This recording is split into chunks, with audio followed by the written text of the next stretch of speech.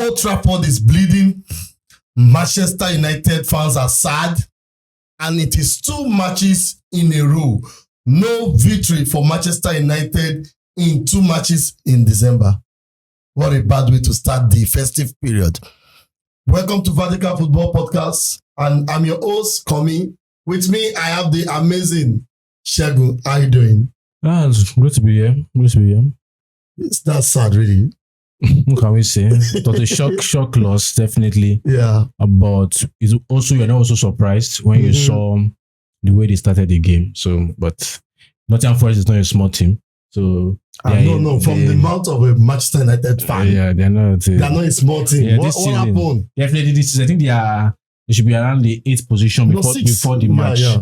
Now they are like 6th position. So they're not a small team. They're a team that, they might not have all the attributes of a top team, but they know their strengths and they know how to use their strengths. So they are limited. They understand themselves. They are realistic with themselves that this is our strength, and they know how to use their strength. The likes of tall defenders, top players, top striker, top defender, also direct play, transition play. So they know their strengths and they are using their strengths. So kudos to them. Coming from you, Shegun, I don't think this is the right way to talk about it. We have to give them kudos. It's not easy. It's kudos, but you don't tell all Manchester United fans that they are top team now. No, I'm not saying this season. No, I'm not saying that this season they are a top team because when you are assisting in the league, it doesn't matter what people say. You are winning your games to reach 6th in the league. They are the only team that have beaten Liverpool this season. That's true. So come on, give them kudos. It's an honor not for his finish Manchester United. It's not in that way. It's not in that way, but just to say they are a good side. Okay, guys, today we just want to discuss the 5 things we learned in that match at Old Trafford, Manchester United versus Nottingham Forest. Shall be number 1. And number 1, I think, we said it the last time, that was the Arsenal versus Manchester United match, that the zonal kind of marking of set piece is a bad way. And you could see that I think it's the first mistake that Amorim has made in Manchester United. I will call it out because I'm not going to close. Because the set piece coach not even the guy is still there. Is he there? Yes, Andreas Jorgensen was brought in by Ineos as a set piece coach. And we like what we saw in terms of his set piece organization. This is someone that a large portion of his job has been in the Premier League. He's someone that I think has worked for Southampton. He has worked for, if I'm not mistaken, I think he has worked at Arsenal, if I'm not mistaken. So this is someone that understands, he has worked at Arsenal. Even I watched an interview where he said that I interviewed him personally for the job. So he's someone that has worked at the top teams in terms of set piece. Now, you are coming, I know you have your own staff, but the reality is the same Carlos Fernandes, that's his deputy, is the same one in charge of strikers. You see the same one in charge of set piece. What happened to the guy? What happened to the guy that his specialty that they brought him for is set piece, and not just set piece, a set piece coach that understands the Premier League. Now you're bringing in a Carlos Fernandes who all his career has just been Portuguese League and the Champions League. And you want to be using zonal marking in the Premier League against there are some teams, like example, like I said earlier, like Nottingham Forest, that they are all set up their strengths.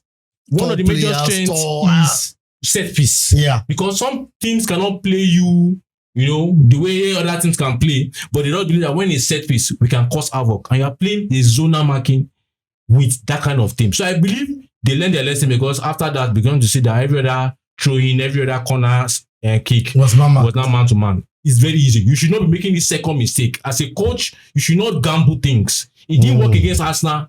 It's not good. I watched a clip of West Ham. I was trying to do analysis on Arsenal, and I watched a clip on West Ham marking against Arsenal. Even though Arsenal won that one 5-2, but I saw that upon that the same pattern that Arsenal used against Man United, but West Ham were doing it man to man.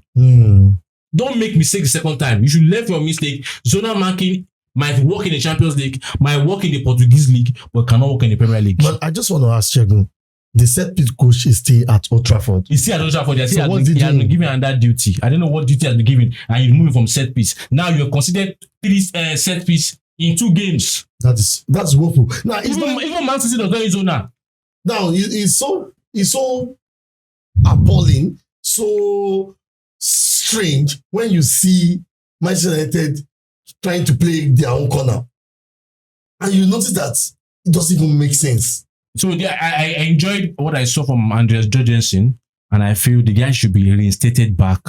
The reason why Ineos brought him was to be a set-piece coach. Yes, you can't keep allowing teams to have a feeling that when there is a corner, there's a chance for them. Yes, no, that's what's happening. If they get that, a lot of teams, even the smallest teams in the Premier League, they have big centre halves. And Man United is not a team with physical players. I know you guys might say delete. From delete, I don't want to delete and Maguire. There's no player you can really say is good enough to win the ball in the defensive action. So I think that I didn't want to mention this, but we could see what happened. Second, number 2. And number 2, I think lack of concentration. Yeah.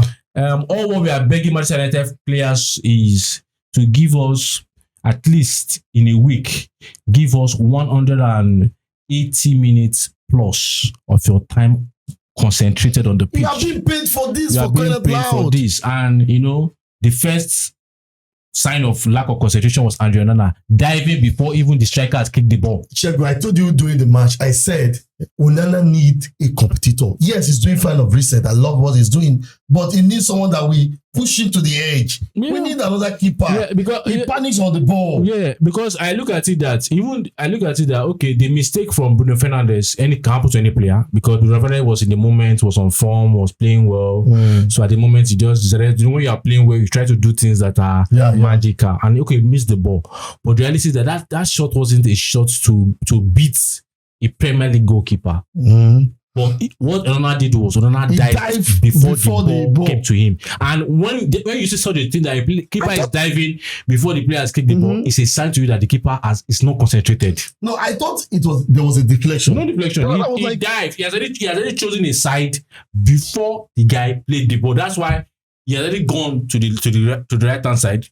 That's why when the ball swerved there, he could not do anything. So I think, I know Onana, you are on form and I don't want to be critical about you, but also I believe the goalkeeper coach to talk to him and say, come, you can't, as a goalkeeper, goalkeepers need to remain concentrated because at that split moment, anything can. And I think that goal out of nothing was one that gave Nottingham Forest that spark and that belief to go forward.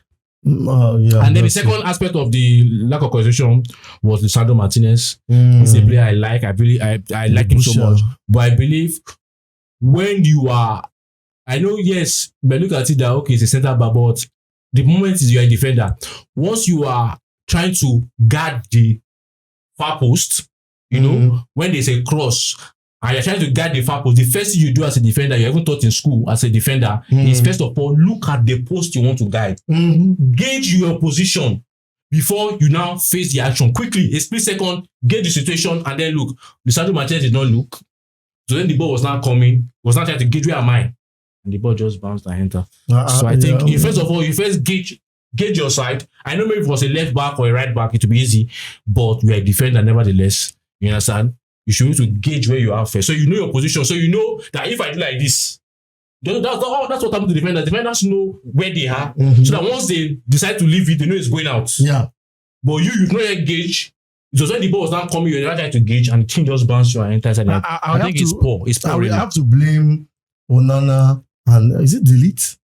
They let the ball go. Yeah, they let the ball go. The chance to work on it. You know that the reality is that I won't want to blame them because such a situation is the responsibility of the defender that has the post.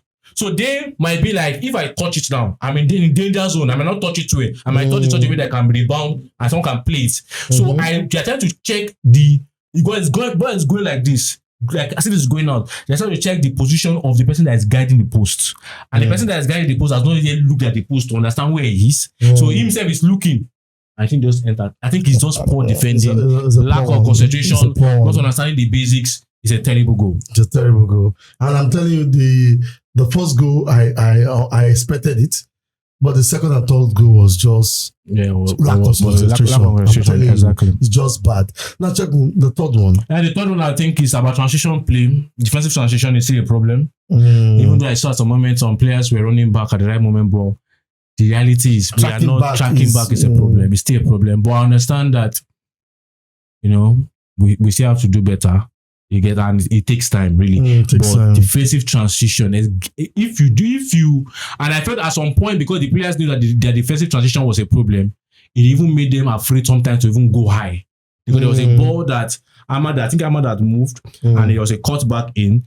Bruno was at the edge of the box, like two other players were at the box. They could not enter the box and attack that ball to go because they are afraid that if they lose the ball on the defensive transition, and it should not be so. We need to work on our defensive transition. I think if the coaches are available, they cannot do it. Hire expert. This club has money. The money we're wasting on Marcus Rashford. Hire expert that will teach on defensive transition. We need to get better. Okay, the fourth one. The fourth one I think is some players are not good enough. And I don't want to call names because I believe Manchester United fans have an idea of who these players are. But the reality is, let me bring this thing to the remembrance of Manchester United fans. The team that started this match against Nottingham Forest is the best team we have in this Manchester United side, except from Diallo playing instead of Mazarawi. Yeah. And this is what they played. I think this should be the best setup. This is the best setup. Apart from Mazarawi, except from Diallo coming out and Mazarawi coming in, and then you have your the dream Manchester United side. We have seen that if everybody is fit, that's it. And it was terrible. Let me just chip in something here. I believe that sometimes the dream team, like during Ferguson era, that sometimes that is difficult for people on the pitch to exert magic. But when you check out the bench, you see someone like Ole Gunnar Solskjaer. That at one point there's Alan Shearer. Do something, yeah. At some point, I say Alan Shearer. At some point there's Alan Smith. Alan Smith, yeah. At one point you see a player like Chris Good that we don't really like, Makida. You don't see some player will just come in and they will step up. Yeah. Sometimes you look at the bench and you see Oshie, and you be asking yourself what will happen, and you bring in Oshie will be doing something different in the defensive sector. That's true. Sometimes you see Oshie moving forward trying to get a nod. Yeah. But in this Manchester United, the moment the first team is not performing, it takes God to see someone that will come in and change anything. I think it's just, as I said earlier, some players are not good enough. The likes of Maguire is not good enough. No call names, please. So because it will be like on this podcast, what we do is call names. But I think Manchester United fans, they can see it. You know the ones that are not good enough. How can you bring in a player and he looks tired? Like he has been playing for. He's just. You know what? I don't want to mention names. Don't mention names, please. I don't want to mention names. It's terrible. The funny thing is that when your sister were watching the game together. Yeah, a female. And she was like, "Who is that guy? Oh, I know it's him." He doesn't know. He's just waiting to hear the name of the person. He say, "Oh, I know it's him. He has to be him." He has to be him. He just came. There's one point she was asking, "Can we change the player that we just brought in?" It's so strange. And you guys know the player. Oh my God. It's so terrible. It's so terrible. So terrible. Last one is we need a lot of players. Now, the reality is a lot of people can watch a game and say, "Oh, the reason why we didn't win this game." Some fans can look and say, "The reason why we didn't win this game because we're using a 3-4-3. The players are not adapted. They are not adapted to the system." That's what some people will say. But the reality is that the issue is not the system. The issue is the players playing in the system. In the sense of there are some players that they need to step up. They cannot play up because already, and I said this, we need a lot of technical players like Ahmad.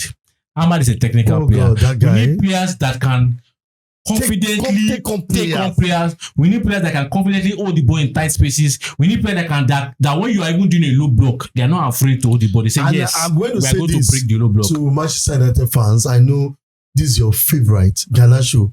That guy is not improving any bit. I think maybe we need to. Definitely we said on this podcast that Garnacho, in as much as there's talent there, but I think at this age, Garnacho should not yet be a starter for Manchester United. We need a much more experienced player. You know the beautiful thing is that when you see a player, I can see Garnacho effort, but I'm not seeing his technical ability. I believe sometimes we are demanding too much from Garnacho. Garnacho is how old? Let's say 20 years. It's not about that. That was how old is Lamar? No, that's La Liga. I don't like people. You cannot compare. Can't compare. The reality is Lamar that is doing magical. The reality, those guys are playing in La Liga. La Liga is What a about different.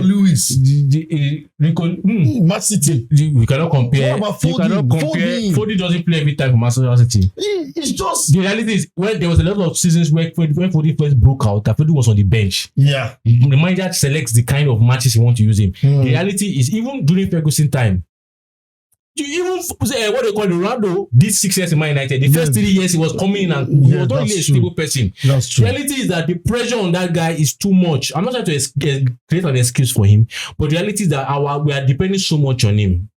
We need experienced players. Man United, that's the same thing that happened when you look at the likes of Oiland. We're expecting so much from those guys. At this level, we need finished products. We need finished products. I don't think Manchester United have that money. And then they have that type of money. That means we have to be patient with those guys. Really, because we are expecting a lot from them. Those guys, the reality is that those guys can just come in one game, do magic, go back to the bench. You see the likes of Ferguson, how they used to do. Like Makeda, go back to the bench. So the reality is that those guys, they've contributed so much. And I don't like people comparing the likes of Yamal. Those guys are in La Liga. Come on. You said if they come to the Premier League. I don't want to things will be different. That's the reality. I don't want to create a debate about that. But whether you're playing La Liga or playing in the Premier League, people have to see your technical ability. Yeah. You need to know when to shoot, when to pass, when to hold on the ball, and the problem is that in this match, I'm seeing a lot of Manchester United players, wingers especially, apart from Ahmad, afraid to take players on. Yes. And when you see someone like Rashford on the ball, you'll be like, God, he's not going to do anything. Not going to do anything now. That's it. Let me not talk. As in our substitution nowadays. Let me not talk. It's getting worse by the day. Nowadays is getting predictable. I know what Pep Guardiola is going to do in his match, because he's going to parade the best players, and when the substitution came on board, he's going to use another substitute to block their effects. And that's what Nottingham Forest did.